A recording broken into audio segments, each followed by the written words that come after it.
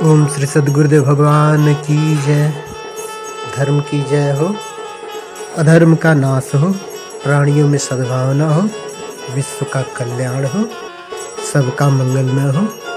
सर्वे भवन्तु सुखिनः, सर्वे सन्तु निरामया। श्रीमद् भगवद गीता के श्लोक संख्या 36 से 39 अध्याय 11 का यदि अध्ययन किया जाए तो श्री भगवान के जिस विराट रूप का वर्णन अर्जुन ने किया है वह बहुत ही विशालकाय है, जिसमें समस्त ब्रह्मांड समाहित है। अर्जुन उवाच अस्थाने हृषिकृशं तव प्रकृतया जगत् प्रहृष्यति अनुरज्यते च रक्षांसि भीतानि दिशः द्रवन्ति सर्वे नमस्यन्ति च सिद्ध संघा।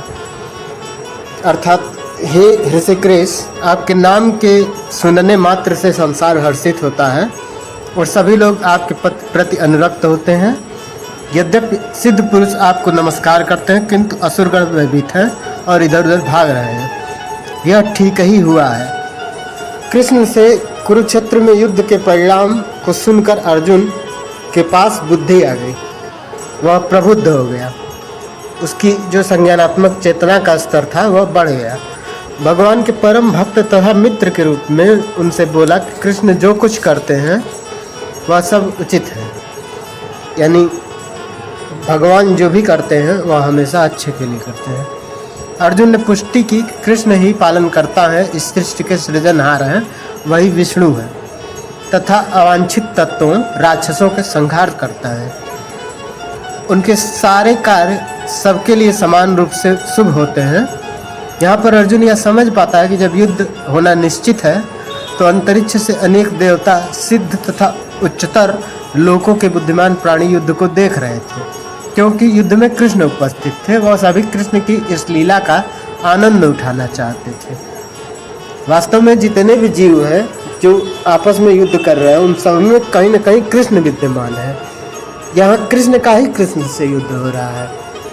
तो ऐसे युद्ध को देखने के लिए समस्त नाग, यक्ष, गंधर्व, किन्नर और देवतागण अपने अपने स्थानों से इस युद्ध को देख रहे थे। जब अर्जुन ने भगवान का विश्व रूप देखा तो उसे देवताओं को आनंद हुआ, किंतु जो असुर प्रवृत्ति के थे, जो राक्षसी प्रवृत्ति के थे, जो नास्तिक थे, जिनकी आस्था ईश्वर में नहीं थी, ऐसे लोग भय के कारण भयभीत हो गए। भक्त प्रत्येक अवस्था में भगवान का गुणगान करता है, क्योंकि वह जानता है कि वह जो कुछ भी करता है वह सर्वहितकारी है। कस्मात् च ते नमेरन् महात्मन् गरीयसे ब्राह्मणः अपि आदिकर्त्रे अनंत देवेश जगन निवासम त्वमक्षरम सद सत्परम यत्। हे महात्मा, आप ब्रह्मा से भी बढ़कर हैं, आप आदि सृष्टा हैं, तो भी वे आपको सादर नमस्कार क्यों न करें। हे अनंत, हे देवेश, हे जगन निवास, आप परम स्रोत अक्षर कारणों के कारण हैं तथा इस भौतिक जगत से परे हैं। अर्जुन इस प्रकार से नमस्कार करके यह सूचित करता है कि कृष्ण सबके पूजनीय है, चाहे वह देव हो या असुर, कृष्ण सबके पूजनीय है, क्योंकि कृष्ण का ही स्वरूप जीवों में पाया जाता है। वे सर्वव्यापी हैं तथा प्रत्येक जीव की आत्मा है। अर्जुन कृष्ण को महात्मा कहकर संबोधित करता है, महान आत्मा, जिसका अर्थ है कि वह उदार है, अनंत है। अनंत सूचित करता है कि ऐसा कुछ भी नहीं जो भगवान की शक्ति और प्रभाव से परे हो, जो भगवान की शक्ति और प्रभाव से आच्छादित न हो। और देवेश का अर्थ है कि वे समस्त देवताओं के नियंता हैं तथा उन सबसे ऊपर हैं। वे समग्र विश्व के आश्रय हैं, सभी विश्व के पालन करता हैं, सबको वह आश्रय प्रदान करते हैं।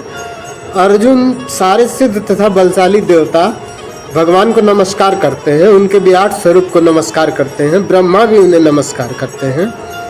वास्तव में ब्रह्मा, विष्णु, महेश अलग अलग नहीं है, वह समस्त एक ही रूप भगवान है, परम चेतना है, क्योंकि उनसे बढ़कर कोई नहीं है। अर्जुन जिस रूप का उल्लेख करता है वह ब्रह्मा से बढ़कर है, क्योंकि ब्रह्मा उन्हीं के द्वारा उत्पन्न हुए हैं। ब्रह्मा का जन्म कृष्ण के पूर्ण विस्तार गर्भोदक साई विष्णु की नाभि से निकले कमल नाल के से हुआ है। अतः ब्रह्मा तथा ब्रह्म से उत्पन्न शिव एवं अन्य सारे देवताओं को चाहिए कि उन्हें नमस्कार करें।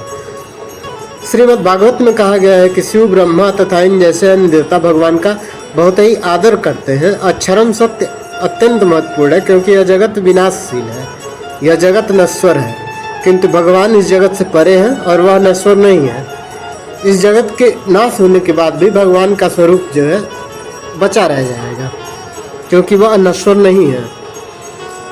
वे समस्त कारणों के कारण हैं, अतः वे भौतिक प्रवृत्ति के इस दृश्य जगत के समस्त बद्ध जीवों से श्रेष्ठ हैं, इसलिए वे परमेश्वर हैं।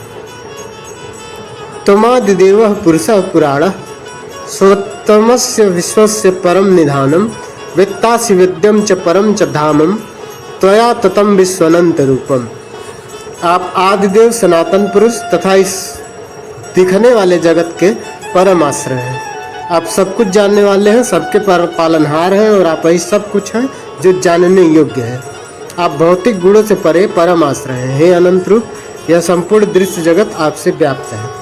प्रत्येक वस्तु भगवान पर आश्रित है, अतः वे ही परम आश्रय हैं। ऐसी कुटियां हैं जिसमें सभी लोग निवास करते हैं। निधानम का अर्थ है कि ब्रह्म तेज, अर्थात ब्रह्म तेज विद्यमान है भगवान श्री कृष्ण के इस विराट रूप में।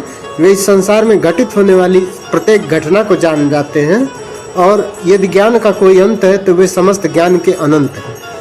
अतः वे ज्ञाता हैं और ज्ञेय भी। वे जानने योग्य हैं क्योंकि वे सर्वव्यापी हैं। वैकुंठ लोक में कारण स्वरूप होने के वे दिव्य हैं। वे दिव्य लोक में भी प्रधान पुरुष हैं। आयुर्यमो अग्नि वरुणः शशांकः प्रजापतिस्त्वं प्रपितामहश्च नमो नमोस्तुते स कृत्वा पुनश्च भूयो अपि नमो नमस्ते।